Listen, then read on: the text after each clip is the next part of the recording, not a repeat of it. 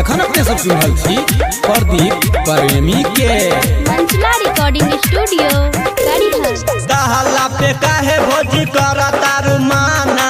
इहे हर साल के बातों बहाना कहेलू कि संगे हमरा पर साल जइह भले बाटे दूरी संगे हमको जाना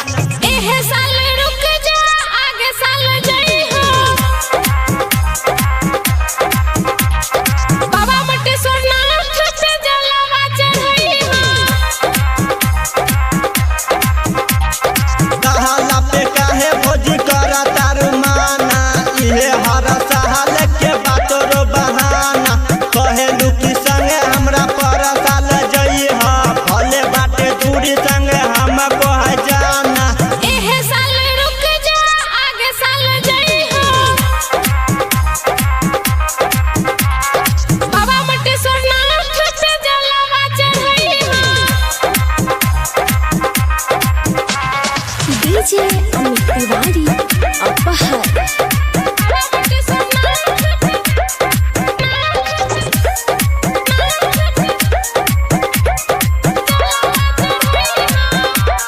बाटे मजबूरी देवर पैसा के हो कैसे जे बसंग तू हमरा के हो हमारो के ले चला भौजी हमार तोरा के रहिया में करब ना हम तंग एहे साल रुक जा आगे साल जइह बाबा मटे सोनाथ पे जलवा चढ़इह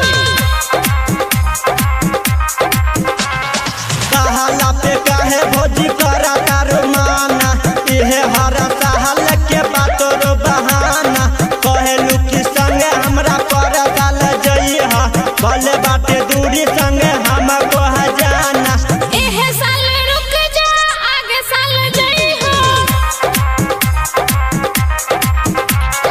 बाबा मटे सोनाथ पे जलवा चढ़इह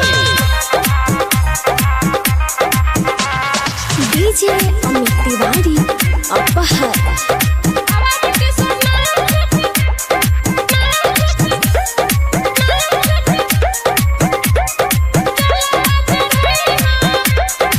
सोनू सुलीन काहे करत रतन कहतानी तोहरा के लेना जाइब हम पराजी प्रेमी के तू बतिया माना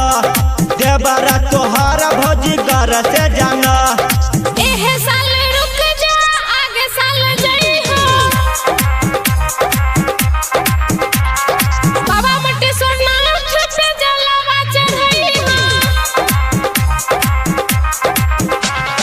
कहला पे काहे भौजी करता रुमाना इहे हर साल के बातों बहाना कहेलू कि संगे हमरा पर साल जइह भले बाटे दूरी संगे हमको जाना एहे साल रुक जा आगे साल जइह बाबा मटे सोनाथ पे जलवा चढ़इह presented by Savaria Music.